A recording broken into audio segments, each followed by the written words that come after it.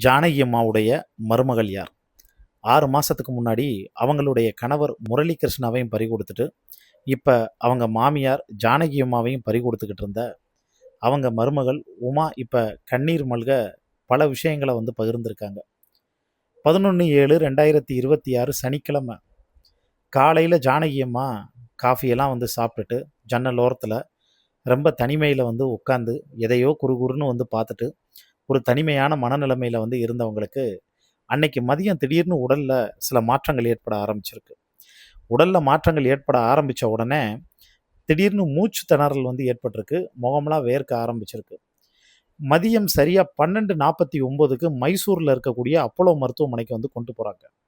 அங்க கொண்டு போனா தொடர்ந்து அவங்களுக்கு மாரடைப்பு வருது. அந்த மாரடைப்பு வர ஆரம்பிச்ச உடனே சிபிஆர் ட்ரீட்மெண்ட் அவங்களுக்கு குடுக்க ஆரம்பிக்கிறாங்க. அந்த மாரடைப்புல இருந்து ஃபர்ஸ்ட் ரெக்கவர் பண்ணி அவங்கள கொண்டு வர்றாங்க. இருந்தாலும் தொடர் மாரடைப்பு அடுத்தடுத்து ஏற்பட ஆரம்பிச்ச உடனே ட்ரீட்மெண்ட்டு மருத்துவ வழிகாட்டுதலின்படி சிபிஆர் ட்ரீட்மெண்ட் குடுக்க ஆரம்பிக்கிறாங்க. ஒரு கட்டத்துல 7 மணி நேர போராட்டம் நடக்குது. அந்த 7 மணி நேர போராட்டத்துக்கு அப்புறமா 11/7/2026 அதே சனிக்கிழமை நைட்டு 7:30 மணிக்கு அவங்க இறந்து போறாங்க. அந்த கானக்குயில் காத்தோட காத்தா கரைஞ்சு போகுது.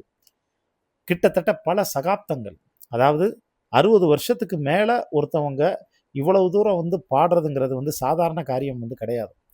1997ல தன்னுடைய கணவர் ராம் பிரசாத் எப்ப இறந்தாரோ, அப்ப இருந்து அவங்க கச்சேரிகள்ல பாடுறத கம்மி பண்ண ஆரம்பிச்சுட்டாங்க. அவங்க பெரிய பாடகியா இருந்தாலும் 17 மொழிகள்ல 50,000 பாடல்களுக்கு மேல பாடியிருந்தாலும், இந்திய சினிமாவுல அவங்க பாடாத லாங்குவேஜே இல்ல. ஆனா வீட்ல பார்த்தோன்னா, அவ்வளவு எளிமையும், ஒரு அமைதியான வாழ்க்கையும் வாழணும்னு மட்டும் தான் ஆசைப்பட்டாங்க. இப்ப ஜானகி அம்மாவுனுடைய மருமகள் சொல்லும்போது, நான் அம்மாவோட அவங்க அத்தன்னு கூட சொல்லல, அம்மான்னு தான் சொல்ல ஆரம்பிக்கிறாங்க. நான் அம்மாவோட ஒரு நல்ல ஃப்ரெண்டா தான் பழகுனேன். ஒரு குடும்பத்துல இருக்கக்கூடிய மாமியார், மருமகள் போல நாங்க பழகிக்கிட்டதே இல்ல. நாங்க எல்லாரும் ரொம்ப சந்தோஷமா இருந்தோம். கடந்த மே மாசம் அம்மாவோட நான் இங்க முழுக்க தங்குனேன். அந்த வயசுலயும் கூட அவங்களோட ஞாபக சக்திய பார்த்து நான் ஆச்சரியப்பட்டு போனேன். அப்படின்னு அவங்க எமோஷனலா பார்த்தோன்னா பேச ஆரம்பிச்சுட்டாங்க. அதோட மட்டும் இல்லாம அவங்களோட நினைவுகள பத்தி சொல்லும்போது, ஒரே வீட்ல நாங்க இருந்தாலும் குடும்பத்துல ஒருத்தர ஒருத்தர் பார்த்துக்க முடியாத அளவுக்கு ஆரம்பத்துல அவ்வளவு பிஸியா இருந்தாங்க என்னோட அம்மா. அதிகாலையிலேயே எந்திரிச்சு ரெக்கார்டிங் போயிருவாங்க. நைட்டு ரொம்ப நேரம் கழிச்சு தான் வீட்டுக்கு வருவாங்க. குடும்பத்துல அவங்க ஒரு செலிபிரிட்டி போல என்னைக்குமே இருந்ததே கிடையாது. வீட்ல அம்மா ஒருபோதும் பாடல்கள பிராக்டிஸ் பண்ணதே கிடையாது. ஸ்டுடியோவுக்கு போறது வரைக்கும் எந்த பாடல பாட போறாங்கங்கிறது கூட அவங்களுக்கும் தெரியாது, எங்களுக்கும் தெரியாது. ஸ்டுடியோவுக்கு போனதுக்கு அப்புறம் தான் அங்க பாடல பார்ப்பாங்க.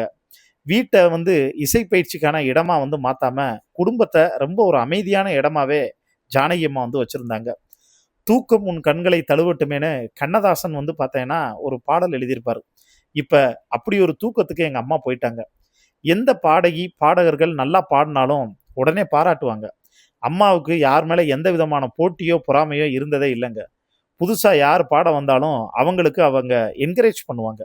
இந்த நேரத்துல நான் ஒண்ணே ஒண்ணு மட்டும் சொல்லிக்கிறேன். இது எனக்கு தனிப்பட்ட முறையில அம்மா சொன்ன விஷயம்.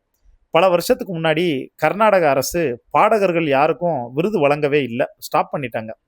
அப்ப ஜானகி அம்மா என்ன சொல்லிட்டாங்கன்னா, "நான் இனிமேல் பாடவே மாட்டேன்" அப்படின்னு சொல்லிட்டாங்க. இந்த விஷயம் கேள்விப்பட்டதுக்கு அப்புறமா தான் பாடகர்களுக்கு விருது வழங்க தொடங்குனாங்க. அதுக்கப்புறம் தான் அம்மா கர்நாடகாவிலயும், மற்ற எல்லா மாநிலங்களையும் பல விருதுகள வாங்குனாங்க. அம்மா மைசூர்ல மறைந்தபோது கர்நாடக அரசு முழு அரசு மரியாதை அளிச்சது எங்களுக்கு மிகவும் மகிழ்ச்சியா இருந்தது. அது எங்கள் குடும்பத்துக்கான சார்புல நாங்க நன்றிய தெரிவிச்சுக்கிறோம். ரசிகர்கள் இல்லை என்றால் கலைஞர்கள் இல்லங்க. அம்மா எப்போதும் சொல்லுவாரு இந்த வார்த்தைய. அதனால அவர் எப்போதும் ரசிகர்கள பத்தி தான் நெனச்சுக்கிட்டு இருப்பாங்க. ரசிகர்கள தன்னுடைய சொந்த குடும்பத்தினரா நெனச்சுக்கிருவாங்க. பணிவுங்கிறது நான் அம்மாகிட்ட தான் கத்துக்கிட்டேன். அவங்க பிரபலமா இருந்தாலும் சரி, செலிபிரிட்டியா இருந்தாலும் சரி, சாதாரண ரசிகர்களா இருந்தாலும் சரி, அவங்கள்ட்ட பேசக்கூடிய அந்த ஒரு நொடியில ஜானகி அம்மா என்னுடையவர் தான் அப்படின்னு ரொம்ப உணர்வோட உரிமையா சொல்லுவாங்க. கேரளா, கர்நாடகா, ஆந்திரா, தமிழ்நாடுன்னு பல மாநிலங்கள்ல பாடிய அம்மா ஒவ்வொரு மொழியையும் தன்னுடைய சொந்த மொழியா நினைச்சு பாடுனாங்க. அதனால தான் எல்லா மாநில மக்களும் ஜானகி அம்மாவ தங்களோட வீட்ல ஒருத்தவங்களா நினைக்கிறாங்க. இது எங்கள் குடும்பத்துக்கு மட்டும் இல்ல, இந்த இசை உலகத்துக்கே, இந்திய இசை உலகத்துக்கே ஏற்பட்ட மிகப்பெரிய பேரிழப்புங்க. வீட்ல மாமியார், மருமகள் போல நாங்க பழகல. நாங்க எல்லாரும் ரொம்ப மகிழ்ச்சியா இருந்தோம். கடந்த மே மாதம் முழுக்க முழுக்க அவங்களோட நான் வந்து பார்த்தோன்னா இருந்த அந்த நாட்களை இப்போ நினச்சி பார்த்தாலும் என்னால் வந்து மறக்க முடியலை அப்படின்னு அவங்க ரொம்ப எமோஷ்னலாக ஷேர் பண்ணியிருந்தாங்க. ஆனால் இதில் இன்னொரு வருத்தப்படக்கூடிய விஷயம் என்னன்னா, அவங்க இறந்து போகிறதுக்கு முன்னாடி, அதாவது ஜூன் மாதம், அந்த ஜூன் மாதத்தில் கடைசி வந்து ஒரு 2 வாரத்தில் பாக்கியராஜ் வந்து பார்த்தோன்னா அவருடைய மரணத்தின் போது அவங்க ஞாபக சக்தியை வந்து இழந்திருக்காங்க. ஞாபக சக்தியை வந்து இழந்து தான் யாருன்னு வந்து தெரியாத அப்பேற்பட்ட வந்து ஒரு சூழ்நிலையில தான் அவங்களுக்கு அந்த பராமரிப்பு அதிகமாக வந்து தேவைப்பட்டது. அதுக்கு முன்னாடி இந்த உலகத்தில் மிகப்பெரிய சோகம் புத்திர சோகம்னு சொல்லுவாங்க. தான் பையன் முரளி கிருஷ்ணாவை இந்த 6 மாதத்துக்கு முன்னாடி அவங்க இறந்ததுக்கு அப்புறமும் பையனோட நினைப்பிலேயே முழுசாக அவங்க வந்து மூழ்கி போய் வந்து கிடந்தாங்க. பையனுடைய நினப்பிலேயே வந்து இருந்து இருந்து பையனுக்கு எப்படி கார்டியாக் அரெஸ்ட் வந்து பார்த்தோன்னா இறந்து போனாங்களோ, அதே மாதிரி தான் இப்போ ஜானகி அம்மாவுக்கும் கார்டியாக் அரெஸ்ட் வந்து கடைசியாக அவங்களுடைய உயிர் வந்து பிரிஞ்சிருக்கு. அந்த காணக்குயில் தேவதை அவங்க காத்தோட காத்தா கலந்துட்டாங்க. அம்மாவுடைய ஜானகி அம்மாவுடைய ஆத்மா சாந்தி அடைய நம்மளுடைய சேனல் சார்பாகவும் ஆழ்ந்த இரங்கலை தெரிவிச்சுக்கிறோம்.